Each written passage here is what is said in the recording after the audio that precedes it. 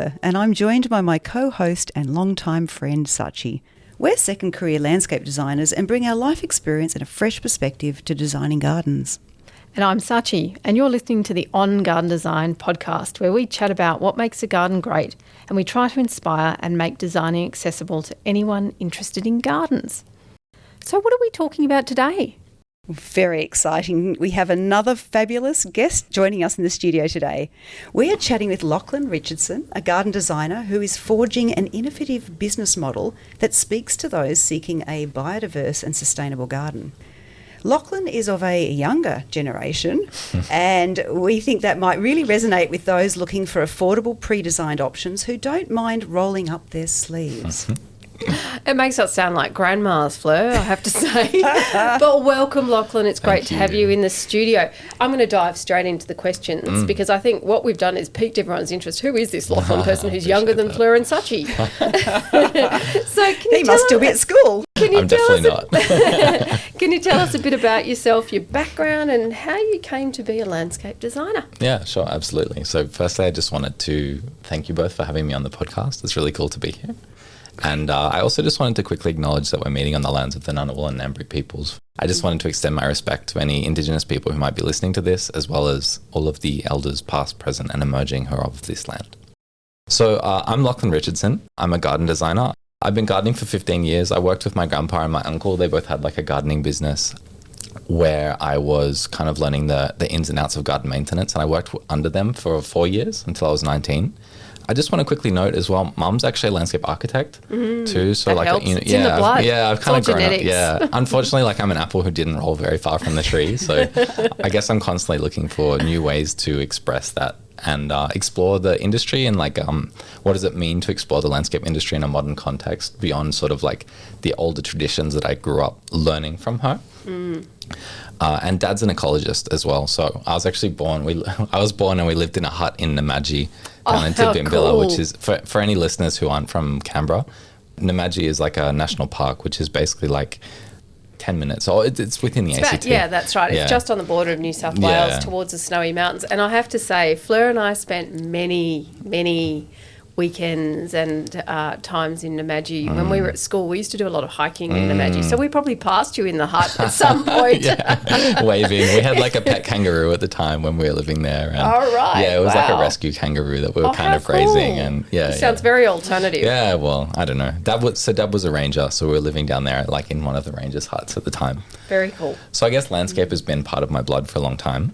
Anyway, so basically I was gardening till 19, then I started my own gardening business after I went and lived in Japan for 6 months and just kind of traveled, taught English for a while. My aunt is married to a Japanese man, so I stayed with her for a number of months as well in Japan, which was super cool.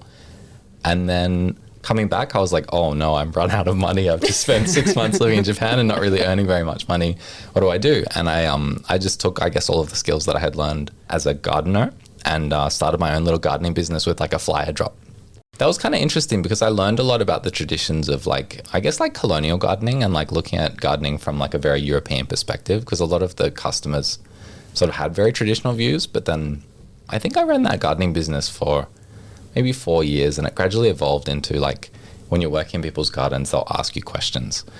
What should we plant here? Or like, what do you think about this area? What should we do? And it's sort of, that was like I was within the context of working in their gardens, and from there I sort of started offering more sort of design advice, which evolved into also construction advice too, and then doing the builds for whatever it was that people were asking me, oh, can you do that for me? And so I started learning the processes of construction.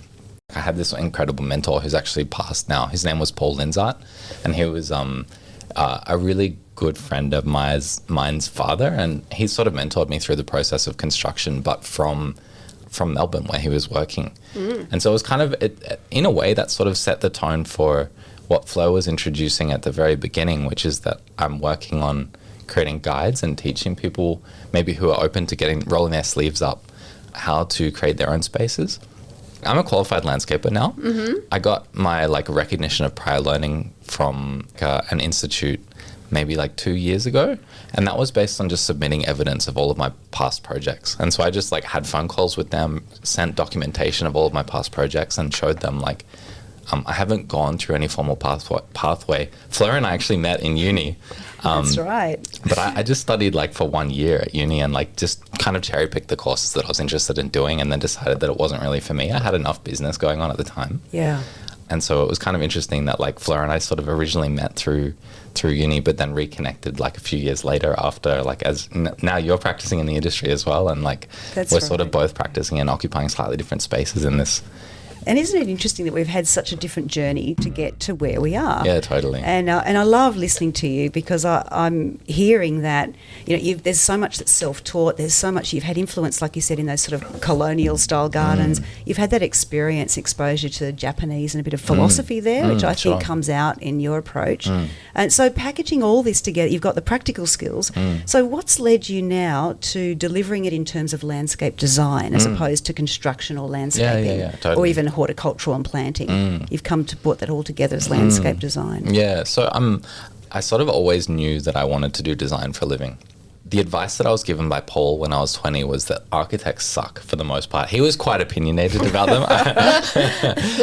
And I don't think that he fully thought that architects sucked, but what he was saying was that the process of being an architect is a process that involves more than just designing physical spaces. You're designing people's lifestyles, because you're designing people's mortgages and loans and repayments and things like that too. And so I think architecture has such a big impact. The place that you decide to live has such a big impact on your quality of life in so many different ways, that the advice that he gave me was at least learn how to build things before you become a designer, so that at least you know what you're doing through the processes of when you're designing things, you're not designing things impractically. And he gave me this story where he said basically, like, one time I saved a customer $50,000 in 5 minutes. And it was because this architect had designed this thing that was just like totally unnecessary. They could get the exact same result by building it slightly differently. And so for me, that was like a really compelling example. At the time, $50,000 sounded like a huge amount of money. It still Even still now, does. $50,000 is tons of money. It doesn't get you that much anymore, No. unfortunately. I know. But it's a big chunk of money. And Yeah, so it is. to be able to save someone that money through having a really deep understanding of physical processes and construction processes was really interesting. You've got this very strong values-based practice. Sure. And where's that come from, and how are you starting to implement that into your landscape design business? Sure. Thanks. Good question. So there's kind of two parts to me. I love like beautiful design, and I love really like high-end design as well for a number of reasons. But, in a way, I'm sort of don't like the inaccessibility of it to a lot of people, but I like the way that it has an influence over culture if it's done right. The problem is that high-end design does seem to influence and make culture. And so I'm really interested in how do we blend high-end design, really nice details, really good construction, and beautiful materials with principles that would make for a better world in the future. And so like I have this sort of tagline, which is building a world to be excited about. Yeah. And my tagline basically refers to there's two sides to that. There's firstly asking the question, what kind of world don't I want to live in? And obviously it's one that's like filled with racism, colonialism, but also like land degradation and, like habitat loss and habitat destruction and like, Climate change. Climate change, totally. All of those issues. And then the other side of it is, well, okay, I know what kind of world I don't want to live in. What kind of world do I want to live in? And it's one that's filled with experiences of wonder, sensory experiences that capture me and blow me away. While I grew up sort of very much in the gardening area in my life, like with my family, I was also a very big video game player. And the thing that I loved about like the fantasy worlds that I would play games in is that they would always have these really imaginative environments that would really draw you into the world. And kind of like as spatial designers, we're all spatial designers here. As spatial designers, it's like really important to then think about like how can we move people? How can we make them feel something? Well, you've already moved me, because I'm starting to think that there's some... I had never made that connection with video gaming, but now I know what you mean. I see some of the things my children play and I think those sets are beautiful. They're gorgeous. The idea of taking inspiration from that's a new generation of thought. Designed to suck you in, which is just what you want to do with a garden. Yeah, totally. You want to make it That's a it. place that people want to be and stay. Yeah. And I'm really interested in like how can we design gardens that will bring people who are not traditionally garden people into the world of gardening and make them realize that it's like, I think there's a lot of people who are passionate about architecture who are not architects. I don't think there's a lot of people who are passionate about landscapes who are not gardeners. or are not garden designers. Like, I think that most people who really care about gardens and landscapes and are moved by landscape experiences often are also already gardeners.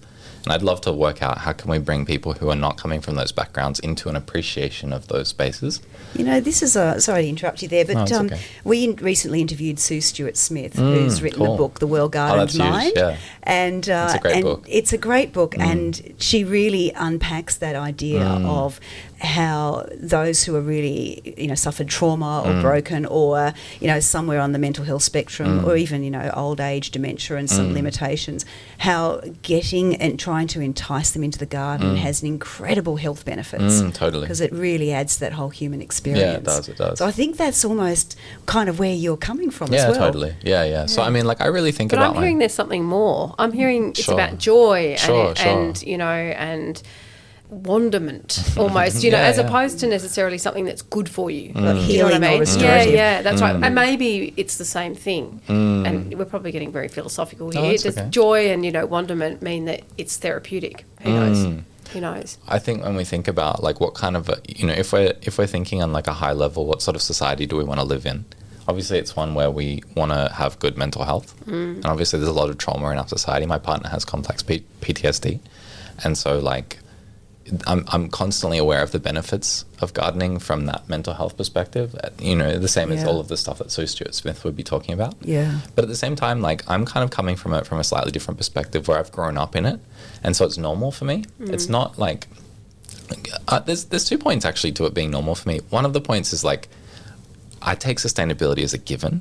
So my style has sort of evolved as, of course, I'm designing sustainable spaces. Why wouldn't I be? It's insane not to design sustainable spaces. And I think, like, you would see in my style, you know, like, it's very wild, but it's quite playful with, like, the hardscape elements and nice details, nice construction details, or I think they're quite nice anyway. That's what matters. Totally.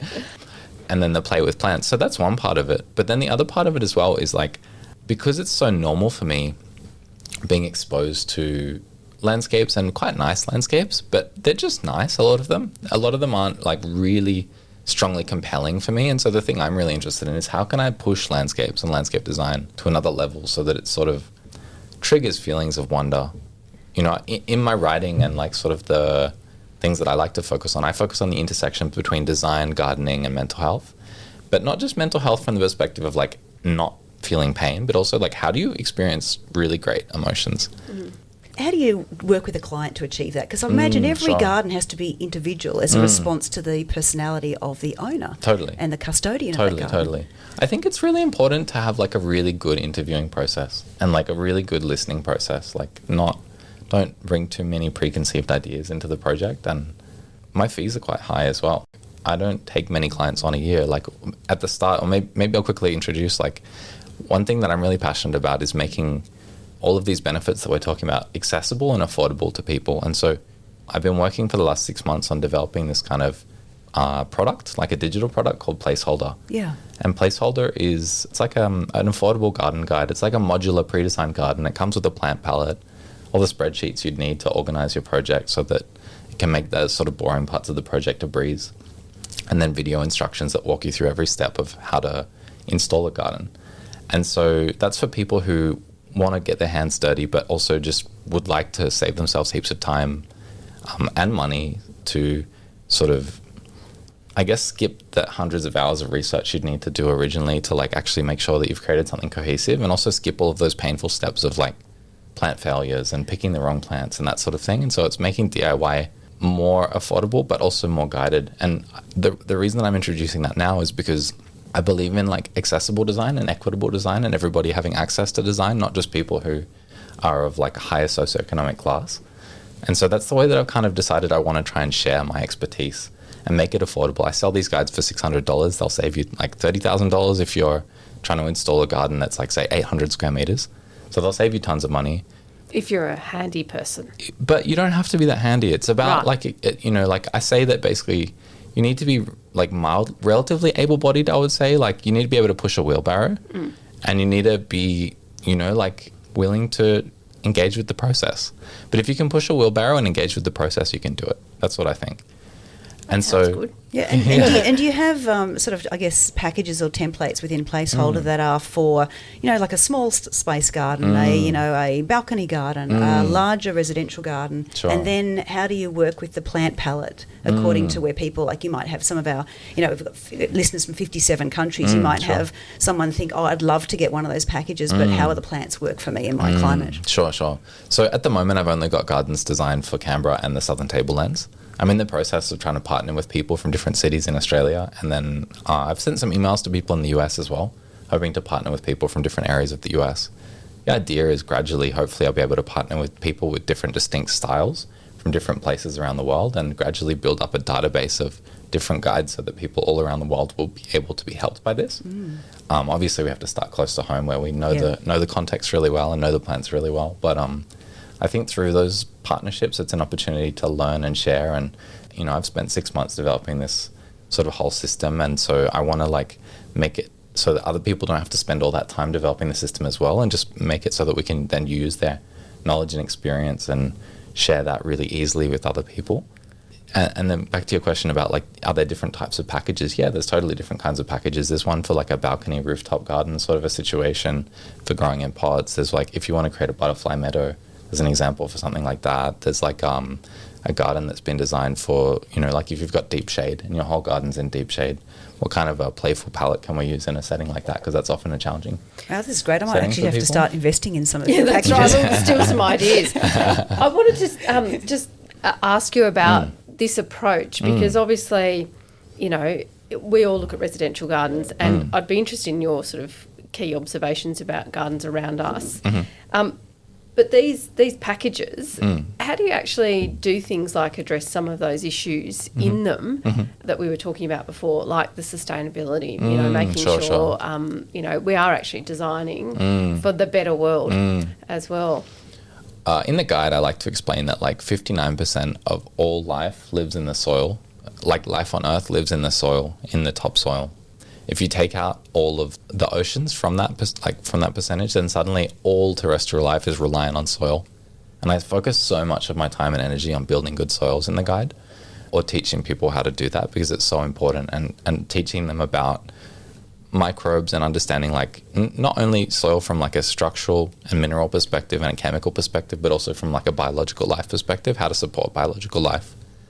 So I'm assuming when you're in a practical way, I'm assuming you're talking about not bringing in truckloads of soil bought from a landscaping yard. Yeah. You're actually working the soil that you have and putting in a green manure, putting in tubers to break the soil, those kind of practical methods. Exactly. Totally. So one of the things that I'm thinking now is that people who are investing in this are investing in it for the longer game.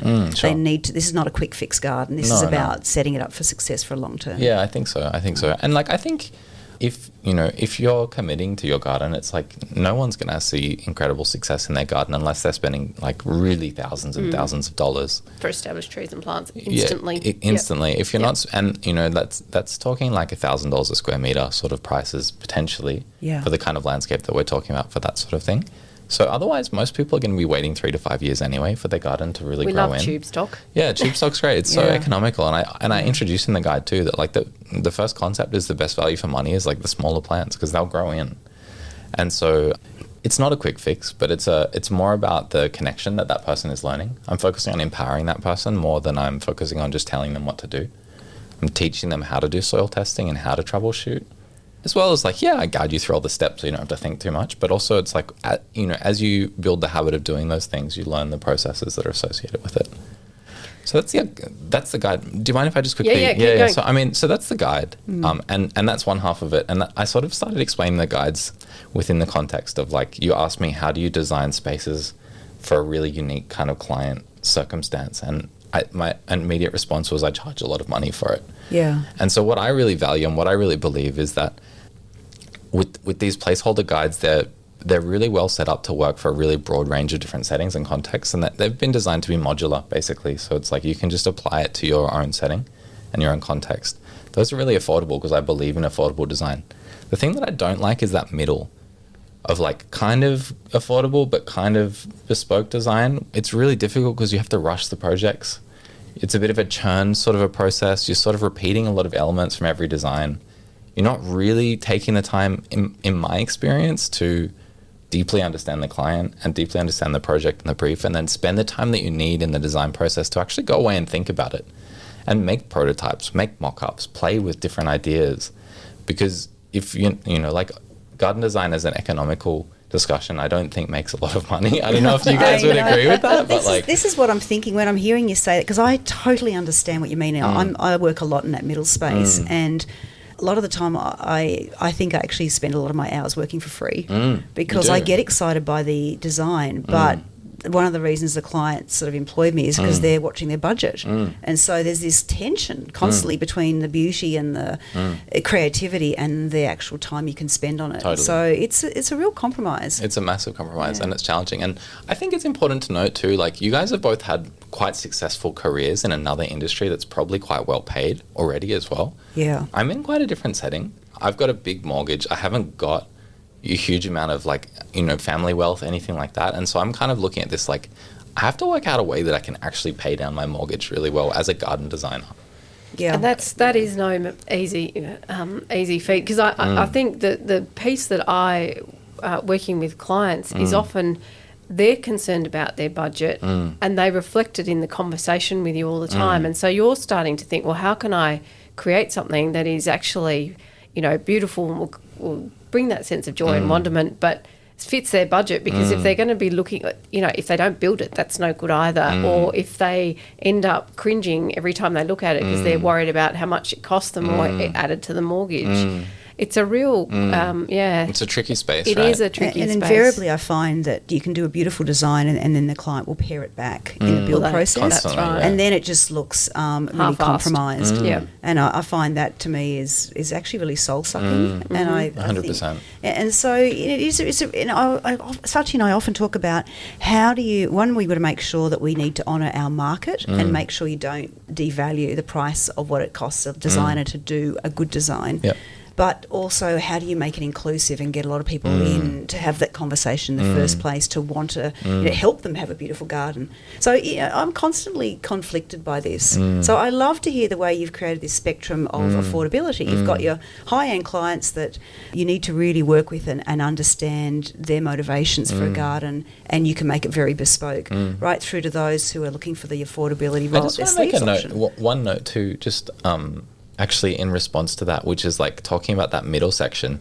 Maybe there's a middle section construction budget, but they're willing to spend like a high amount on a designer. I think that you can probably get more interesting outcomes by doing that and spending, like, I would say typically in our industry, once you've kind of roughly worked out the budget that a client has, in my experience, you charge them about 10% for garden design. And that depending on the budget. If it's a lower budget, you need to charge a higher percentage for your design fees. But often with clients who have a relatively limited budget but not tiny, like within the Australian context, I would say, let's talk about, say, a 600 square metre block.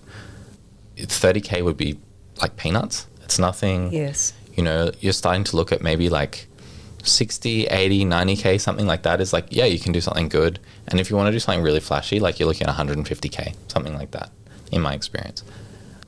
If you're sitting in that sort of middle zone of, like, let's say you've got 60K or 70K for your 600 square metre block, I would say it would be potentially worth considering actually spending more on a designer and working on a really interesting concept that doesn't cost that much to implement than on spending that same amount of money on the actual hardscape or on the construction of the site. Because I think it's really about the challenge with that middle end space is that you don't have the time to really thoroughly consider what it is that you need to do to create something that will be really meaningful and impactful for that client. Yeah. Does that make sense? Yeah, it totally makes sense. I'm really enjoying this because I'm thinking that why a client engages a designer in the first place is to get something great. And really, otherwise a client just goes to a landscaper and says, build lots of expensive hardscaping. Totally. And so where our role is so many to get landscapers. that. I just want to put a note too. There's so many landscapers who advertise doing design, but they're not designers. Like, maybe they know from a technical perspective what it involves, but are they really taking the time to emotionally understand what it is that they're actually participating in? I don't know. I think the thing that I also would like to add is that designers, because you're just designing, you know, you can potentially take something like a 60K budget and say, you know, we can make it like, because we can do some sensible substitutions here and we can make a great design, we can actually make this look like a high-end design on a budget that actually isn't a big budget, because you've got more levers in terms of you're engaging with products all the time, you understand the plants, you can do exciting things. I agree. And I think this is probably where, if you engage your landscaper designer, you will get the cookie cutter and lots of hardscape, which will cost you a lot of money. What are the biggest mistakes that you see people make when designing their gardens? Good question.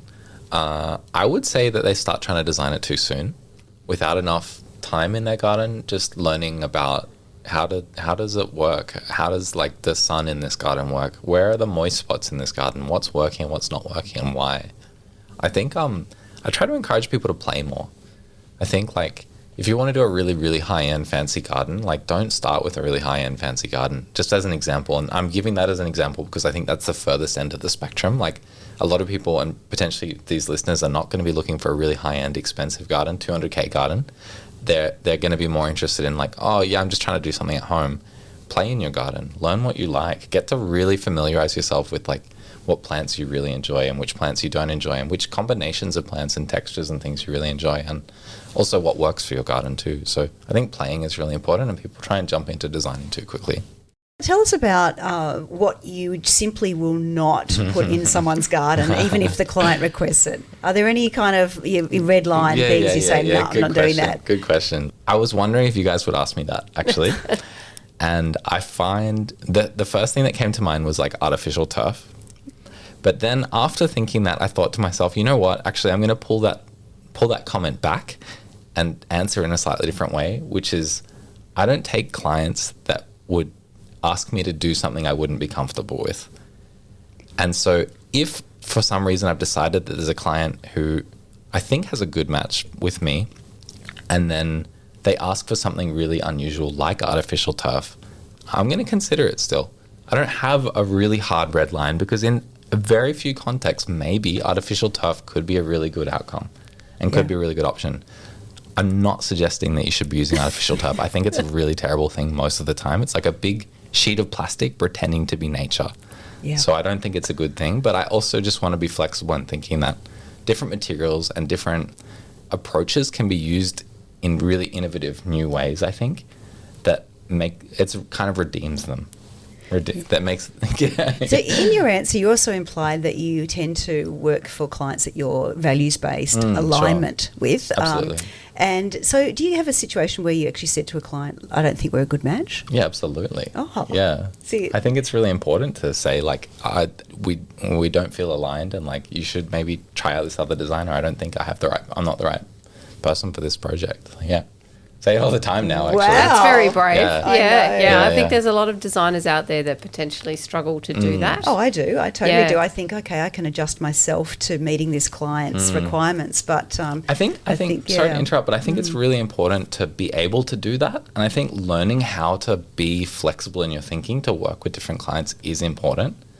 But I don't think that you should always take on every client. I think that some aren't going to be a good fit for you. And partly, like some of the other podcasts I listen to, they talk about like that being a marketing problem. You just haven't got enough leads coming in, maybe. And I'm not saying that that's the case for you, but like I know for me, when I've taken on projects that I didn't want to do and I didn't feel it was a good fit, they don't usually go that well. Yep. They go fine. Yep. I'm professional, but they don't. They're not projects that you feel excited about working on. Totally, they tend to be churn and burn projects. Yeah, yep. And I'm trying to be really principled in which projects I take on, because I don't want to keep doing that sort of work. I've done that for a long time, and I've done a lot of amazing projects in the last 10 years, but I've also done projects that I really didn't enjoy in the last 10 years. And I just don't want to keep doing that. And so I think I'm really spending a lot of time and effort on making sure that I am marketing myself so that I'm getting leads and I'm finding the right people to connect with. Exactly. That sounds very sensible. Yeah. Very sensible. And it's a nice place to be, though. Might not be when you're starting off something that you can necessarily do. So it's probably something that goes with the evolution of the designer. I think so much, yeah. Yeah. I agree. I'm interested because you obviously have such a different approach in terms of being very values-based. What is your favourite garden design in terms of, is there a designer or a garden that you particularly like, and why? I think of there's a Chilean landscape architect, Juan Grimm, and he has done the most incredible landscape at his house. And it's basically like it's on the cliffs of the ocean. Are you telling us you've been there and visited? No. Okay. God, I wish. I was thinking, this sounds good. I've just like committed the photos to memory. It's like they live rent free in my mind now. Yeah. But the thing that I love about his work is it's like really, really geometric and structural in his hardscaping, but you can't distinguish between where his landscaping ends and where nature begins. So it's just so beautifully blended. And so he's got these incredible, he's got this big circular pool that you look down from top of the cliffs at. It's kind of it's multi-steps, I guess. And so there's this stepped level that just has this incredible round pool that reflects the sky. And obviously the photos are taken at sunset, so you see these crazy colors reflected in the circle of this pool. But then it's just the most incredible use of natural materials as well, timber and stone and things like that. So what was he called again? Juan Grimm. Okay, and we'll put a link. Yeah, and put some photos in our Instagram. His work is as incredible. well. Yeah. Yeah, great. Well, I think what we might need to do is to get some of your top tips for our listeners. Okay. My first tip is to deeply interrogate why you want to do what you want to do in the garden. So it's not, don't going back to what I was talking about before, don't be too quick about it. Just take time to really understand what are you trying to create. So for me, for example, in my courtyard at home, I wanted a space that I felt every time I left my house, I felt really excited to be leaving the world, but I also wanted, not leaving the world, leaving my house and entering into the world. But I wanted it to feel almost like a passageway or a journey that was a transition between being in my home and then being out in the world. And so I sort of designed it in response to that.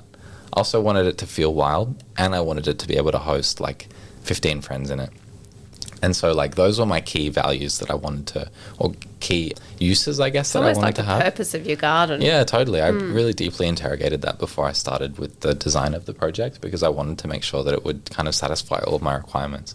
I've only got 60 square meters of outdoor space on my property. I've got a townhouse, and so I've got 2 small courtyards, and so I had to be really intentional about how I was going to use them. And I think in doing that, it's led to a really interesting outcome.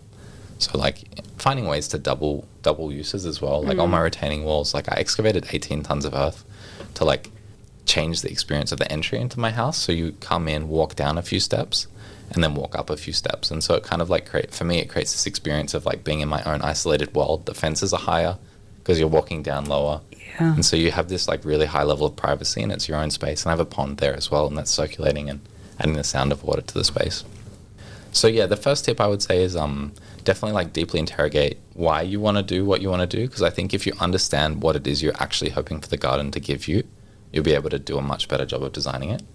I think to extend on that idea, I think sort of self-reflection about things why do you want the kind of car you want, or the kinds of clothes you want, and what does that say about your personality? Not necessarily in a consumeristic way, but just trying to deeply understand what it is you would own a certain thing for. Okay, what's the deep psychology that I have, and what is it that I'm hoping the spaces in my life are going to contribute to my life? Okay, tip number 3 is design for your context. Yes. Don't design based on Instagram or Pinterest or whatever, because those are all images that are, beautiful, but they're from a global context. And it doesn't necessarily take into account the local context, the local architecture, the architecture of your street, and the vibe of your suburb, and the sorts of plants that will work really well where you are. I think that's a really good one. Yeah. A really good one. Design for your context. Absolutely, because we can all look at Instagram and the cottage gardens, go, oh, they're beautiful, Totally. They're so green and shady. I look at the hostas always and think, oh, I love them, and then think, no, they're snail lettuce. Forget it. Gosh, this has been so interesting, Lachlan, and I'm actually starting to think I need to take a 6-month sabbatical and completely rejig my philosophical approach to my business.